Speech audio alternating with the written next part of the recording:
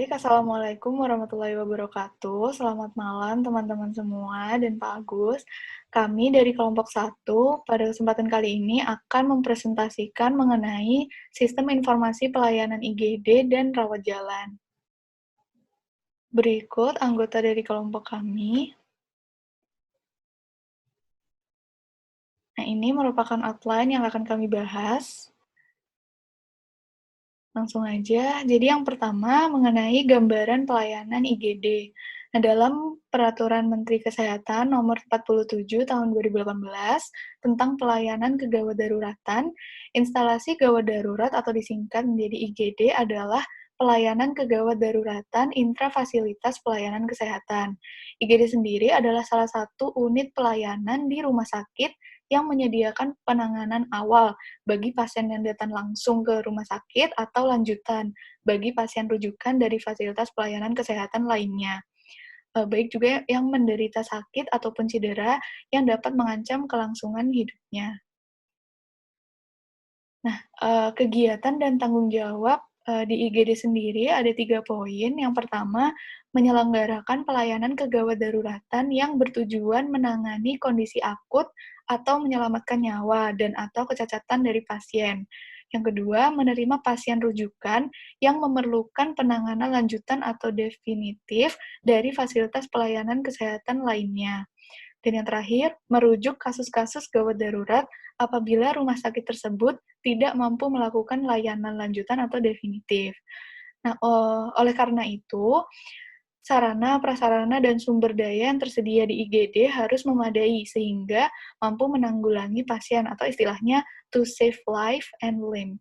Dan di sini juga diperlukan sistem informasi di IGD yang dapat berjalan dengan baik sehingga dapat mendukung kegiatan dan tanggung jawab di IGD tersebut.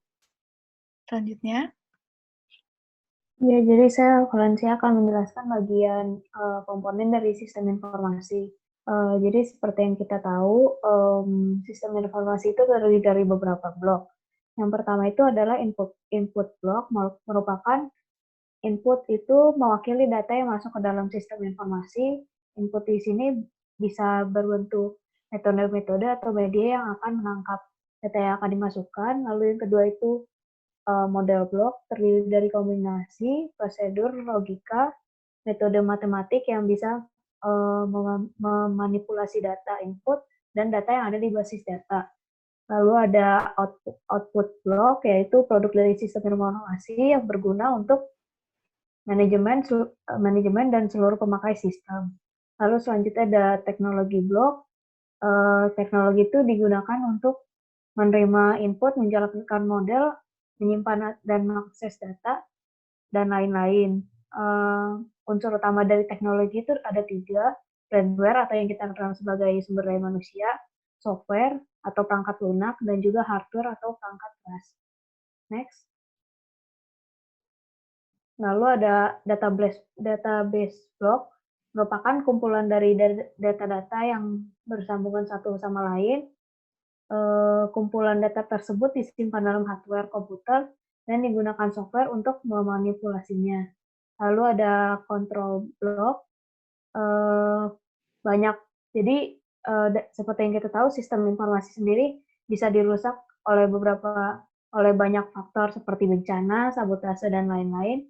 Oleh karena itu perlu adanya tindakan pengendalian untuk mencegah hal tersebut terjadi atau mengatasi jika masalah tersebut terjadi. Jadi ini bisa dilihat di sini ada gambar menggambarkan blok-blok yang ada dalam sistem informasi dan juga hubungannya dengan para pemakai. Nah, selanjutnya ini ada Emergency Development Information System atau disingkat sebagai EDIS, yaitu sistem perekaman kesehatan yang dirancang untuk mengelola data dan alur kerja yang mendukung perawatan pasien dan operasional di IGD. Nah, EDIS ini memiliki beberapa fungsi utama untuk mendukung perawatan klinis di IGD, seperti misalnya penginputan pasien, layanan triase, dokumentasi klinis, laporan hasil, manajemen dokumen, pemantauan penyakit, dan integrasi dengan data kepuasan pasien. Next. Nah, selanjutnya ada perkembangan EDIS. Jadi, pada tahun 1997, sistem informasi di IGD ini membutuhkan perhatian khusus karena memiliki beberapa masalah. Misalnya itu waktu tunggu yang lama dan ringkasan laporan yang buruk. Dengan demikian, kepuasan pasien itu menjadi menurun. Nah, ini ada gambar perubahan fase atau perkembangan EDIS dari waktu ke waktu yang nanti akan dijelasin di slide selanjutnya. Next.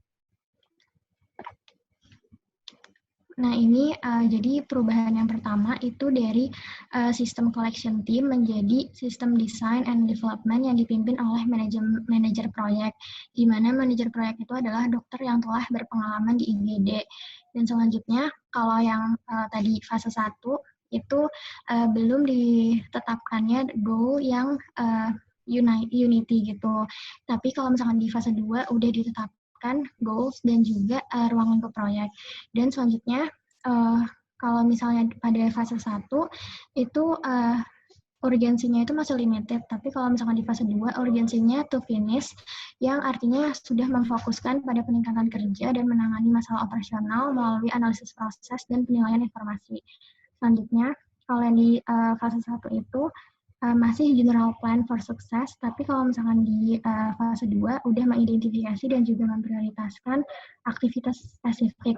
Misalnya itu dengan menyederhanakan proses pendaftaran. Dan yang terakhir itu, kalau di fase 1 masih general discussion meeting, tapi kalau misalkan di fase 2, meetingnya itu sudah berfokus untuk mengimprove prototype sistem software.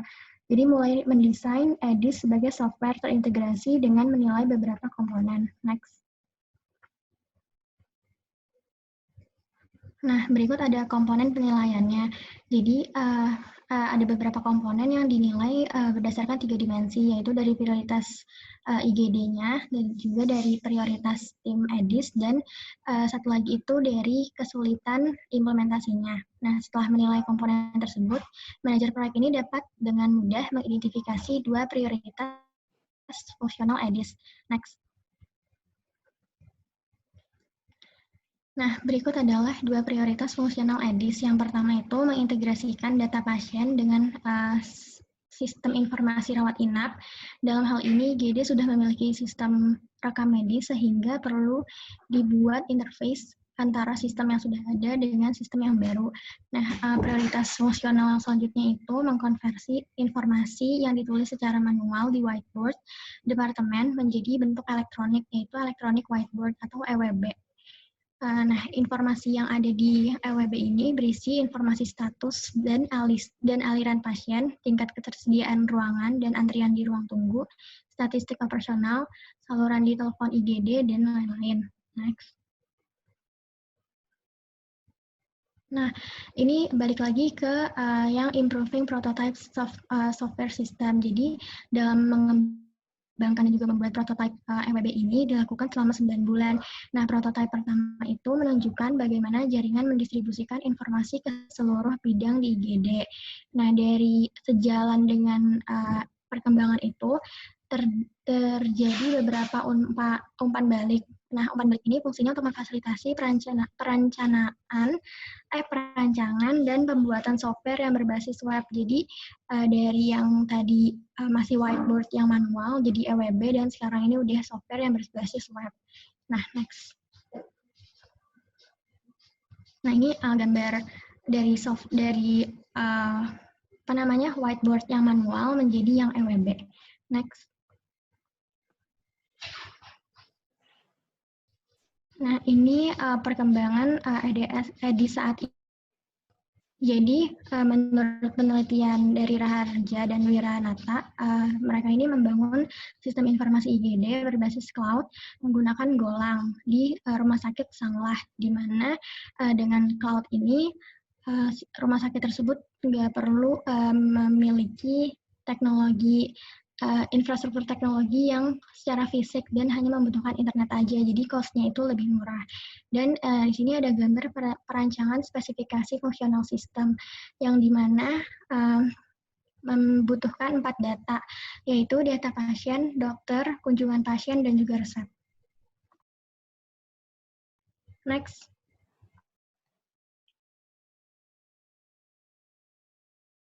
Ya, jadi selanjutnya mengenai sistem informasi pelayanan di instalasi gawat darurat itu sendiri.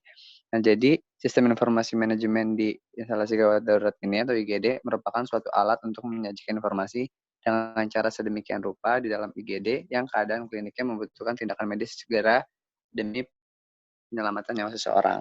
Nah, kemudian apabila suatu rumah sakit, terutama bagian IGD ini menginginkan manajemen yang baik untuk dapat memberikan pelayanan yang bermutu, maka IGD ini harus memanfaatkan sebaik mungkin sistem informasi manajemen rumah sakit yang ada baik dalam mengumpulkan yaitu entry data sampai mengolah data dan informasi yang nantinya diperoleh dan dapat memberikan pedoman atau gambaran kepada manajemen untuk mengambil keputusan yang tepat guna meningkatkan pelayanan yang bermutu.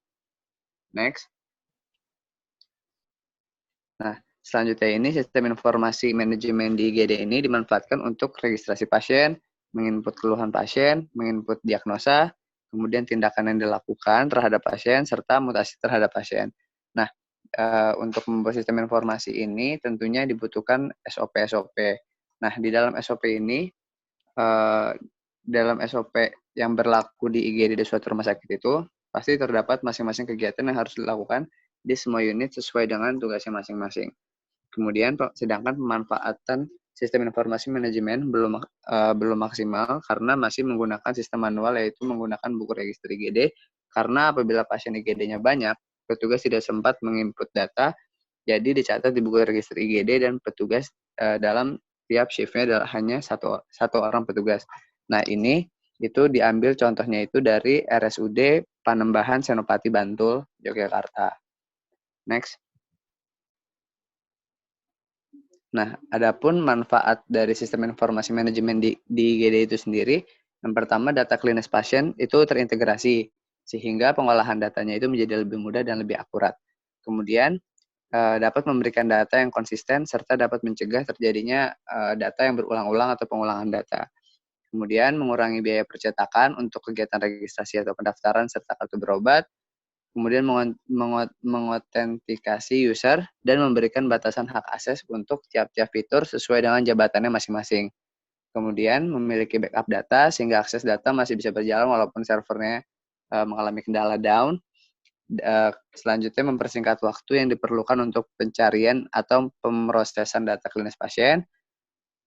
Mengurangi beban kerja para pegawai atau petugas IGD dalam menangani proses klinis pasien. Kemudian memiliki tampilan user yang friendly, sehingga mudah dipelajari, dipahami, dan digunakan oleh user. Serta dapat memberikan data-data yang lebih akurat dan lengkap, sehingga dapat membantu pihak manajemen dalam mengambil keputusan. Nah, berikut ini ada contoh dari sistem informasi di IGD itu sendiri. Ini kita diambil dari Rumah Sakit Miria di Palembang. Nah, jadi untuk gambar ini tuh merupakan gambar tampilan dari menu utama administrasi. Nah, pada halaman ini hak aksesnya itu dibatasi hanya dapat mengakses menu registrasi IGD dan master yang berisi submenu untuk pengisian data pasien dan data dokter.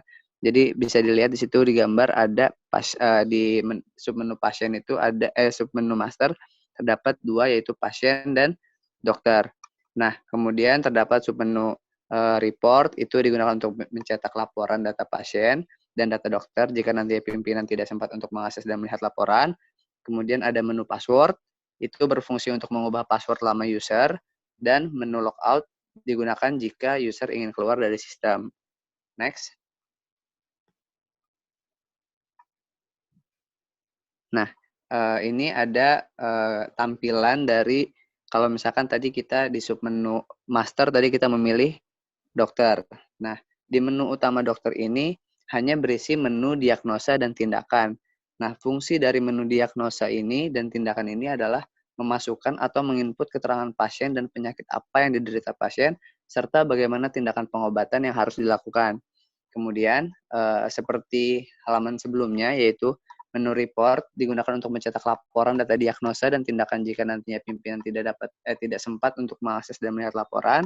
Kemudian menu password untuk mengubah password lama user, dan logout untuk keluar dari sistem. Next.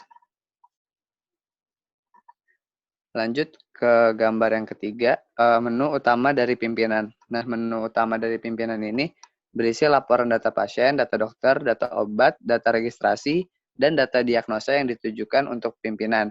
Jika pimpinan ingin melihat laporan berdasarkan tanggal, maka tinggal memilih menu dan bagian mana yang akan dilihat laporannya.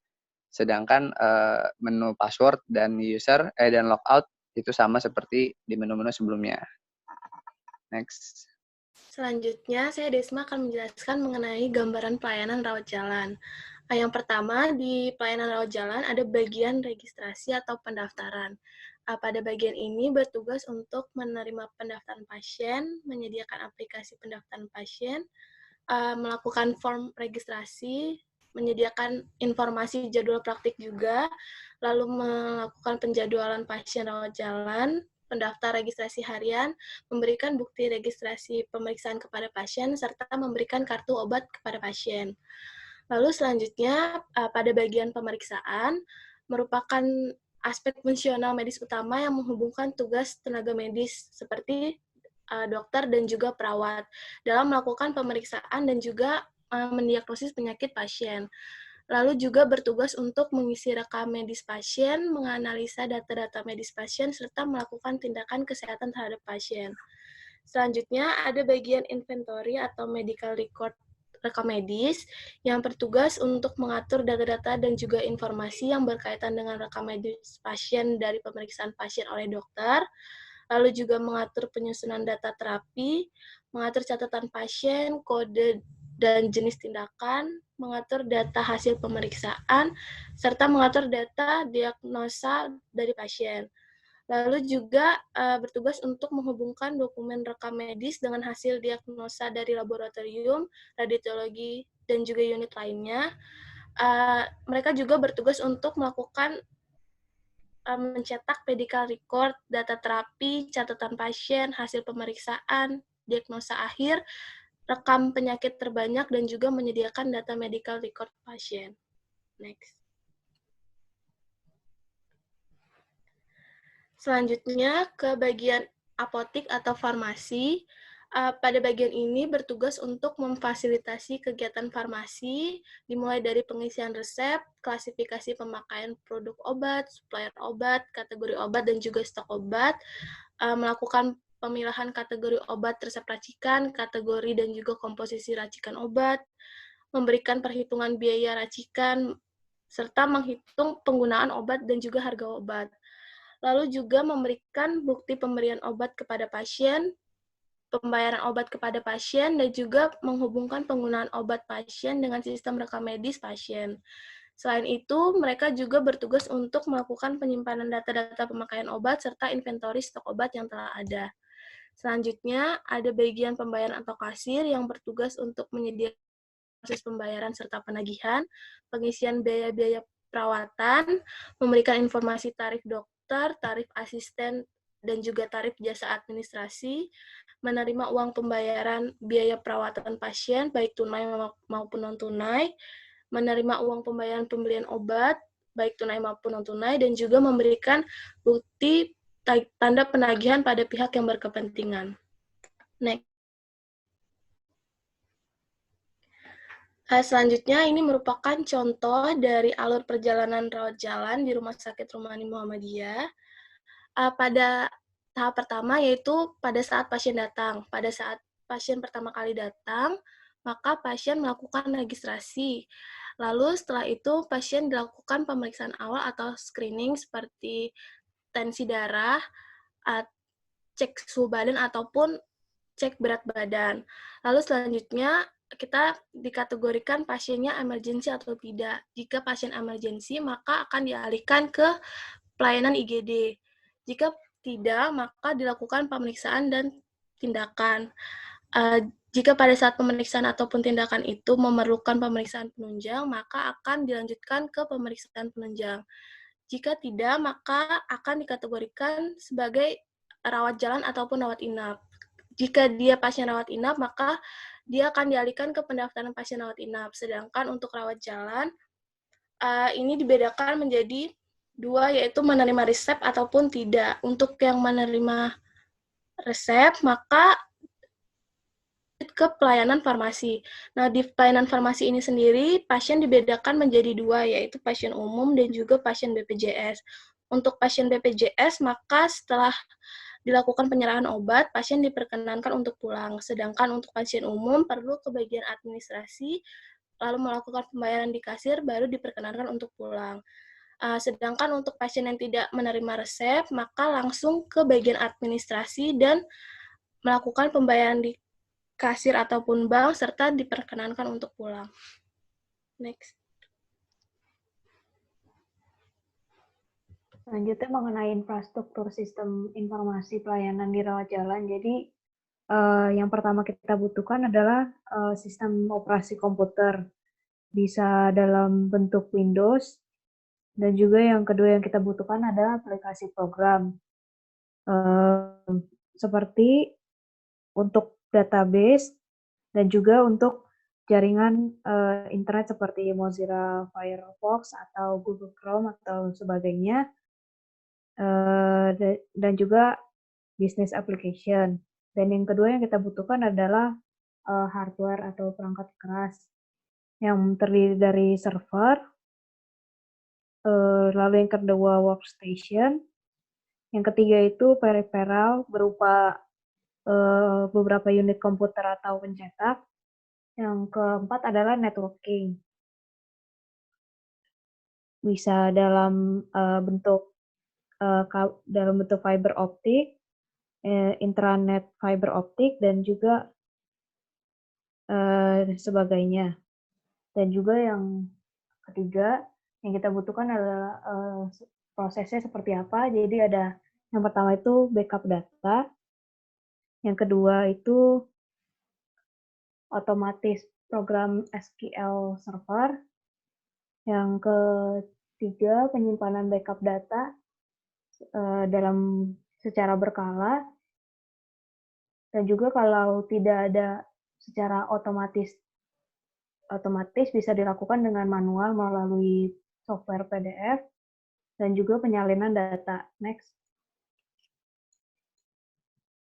Lalu yang kita butuhkan selanjutnya adalah otorisasi user, jadi berupa pembuatan, penghapusan, pemberian, dan klasifikasi hak akses pengguna melalui domain controller, dan SQL Server Authentication untuk anggota organisasi di rumah sakit. Dan yang kedua itu kita membutuhkan kemudahan akses untuk pengunjung situs, atau kita sebut sebagai guest. Dan yang ketiga, kemudahan dan pemberian hak kepada jaringan pendukung seperti untuk supplier obat dan untuk sivitas akademika yang melakukan penelitian. Dan juga yang kita butuhkan selanjutnya adalah keamanan.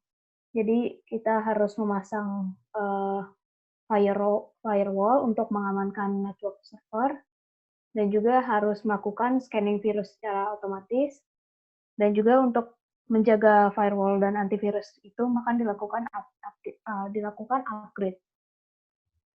Dan yang selanjutnya kita butuhkan adalah network management berupa pengaturan prioritas network, dan yang kedua pengaturan bandwidth tiap server pada router. Next. Dan selanjutnya kita perlu melakukan hardware management dengan cara melakukan maintenance dan pemeriksaan hardware secara berkala untuk memastikan kinerja dari perangkat keras tersebut. Dan juga yang kedua, melakukan troubleshooting atau perbaikan jika terdapat masalah pada hardware. Lalu yang selanjutnya adalah content management, yaitu mengubah isi dari konten. Yang kedua, mengklasifikasikan konten untuk diklasifikasikan masing-masing untuk tenaga medis, bagian administrasi, misalnya diagnosis, atau bagian obat, atau sebagainya. Dan juga menyediakan adanya frequently asked question. Jadi jika ada pertanyaan yang sering ditanyakan oleh guest, mungkin bisa dipampangkan di dalam situs rumah sakit apa saja yang biasanya ditanyakan orang lain beserta jawabannya. Lalu yang kita butuhkan selanjutnya itu SDM, jadi kita butuh administrator sistem, Lalu setelah kita ada administrator sistem, kita mengatur klasifikasi SDM pada bidang kerjanya, lalu kita meningkatkan kemampuan SDM-nya dengan training aplikasi yang diterapkan di rumah sakit.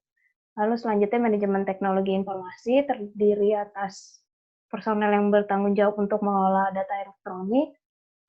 Para personel ini disusun dalam bentuk ada hierarkinya yang berpusat pada direksi dan juga terdapat kepala bagian serta struktur unitnya. Next. Selanjutnya adalah mengenai sistem informasi pada pelayanan rawat jalan rumah sakit. Sistem informasi pasien rawat jalan adalah di mana alur proses rawat jalan pasien sudah terkomputerisasi, sehingga data pasien tersimpan dalam database rumah sakit yang dikelola oleh petugas. Dengan sistem ini, proses kerja dan kegiatan operasional akan lebih cepat dan efisien, serta kerahasiaan dan keamanan data pasien pun lebih terjamin. Next. Berikut adalah sumber-sumber data sistem informasi rawat jalan. Yang pertama adalah data. Jadi data terdiri dari data sosial pelanggan atau pasien. Di sini adalah terkait identitas pasien, kemudian data pemeriksaan atau rekam medis, dan ada juga data pendukung pelayanan rawat jalan yang contohnya adalah jenis poliklinik yang terdapat pada unit pelayanan, kemudian jumlah tenaga profesi atau dokter, jadwal dokter, dan lain-lain. Yang kedua adalah formulir. Di sini formulir terdiri dari formulir identitas obat, formulir rawat jalan, formulir riwayat keperawatan, dan formulir penerimaan obat-obatan. Next. Yang ketiga ada dokumen. Dokumen terdiri dari dokumen bukti berobat jalan, dokumen resume medis, dokumen resume pasien rawat jalan, dan dokumen permohonan pasien pulang karena ingin berobat jalan. Dan yang terakhir ada laporan. Di sini laporan terdiri dari laporan Human Resources tentang performance evaluation staff rumah sakit, kemudian laporan triwulanan dan tahunan terhadap performansi finansial rumah sakit, kemudian laporan akhir tahun penentuan target dan bisnis manajemen rumah sakit, dan laporan humas tentang kegiatan rumah sakit dan ikatan kerjasama. Next.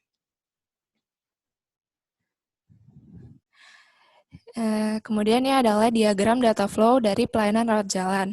Untuk diagram yang di sebelah kiri, jadi data flow sistem informasi rawat jalan dimulai dari proses pendaftaran, di mana admin menginput dan juga mengupdate data pasien yang terkini yang akan disimpan dalam database rumah sakit. Dari data tersebut juga diperoleh riwayat kesehatan pasien dan keluhan penyakit yang diderita.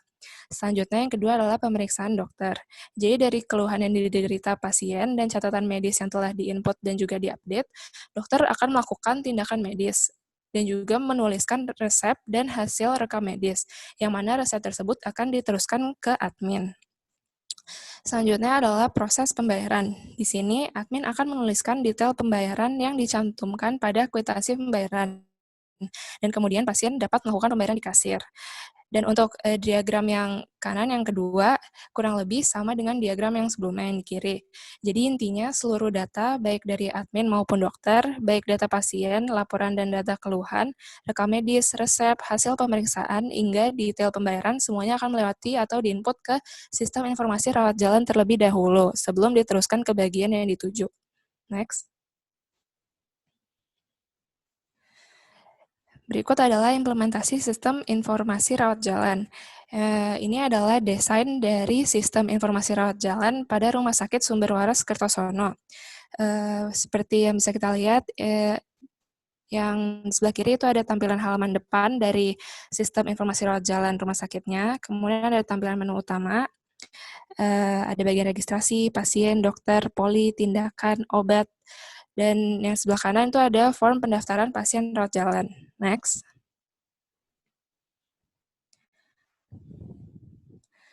Kemudian ini ada form dokter. Jadi form dokter ini untuk mengelola data-data terkait dokter yang ada di rumah sakit. Kemudian ada form data poli, dan juga ada form data tindakan untuk mengelola data-data tindakan apa saja yang dilakukan kepada pasien. Next. Selanjutnya ada form data obat, yaitu untuk mengelola persediaan obat-obat. Kemudian ada kwitansi pembayaran untuk melakukan pembayaran di kasir, dan juga ada form data rekam medis. Next. Ini adalah contoh implementasi kedua, yaitu desain dari sistem informasi rawat jalan pada Rumah Sakit Harapan Budha Pringsewu. Ini jadi kurang lebih juga sebenarnya sama. Ini ada tampilan halaman depannya, kemudian ada form pendaftaran pasien rawat jalan. Next. Terus ada form input data obat, dan juga ada form input data dokter. Selanjutnya, berikut adalah referensi yang kelompok kami gunakan.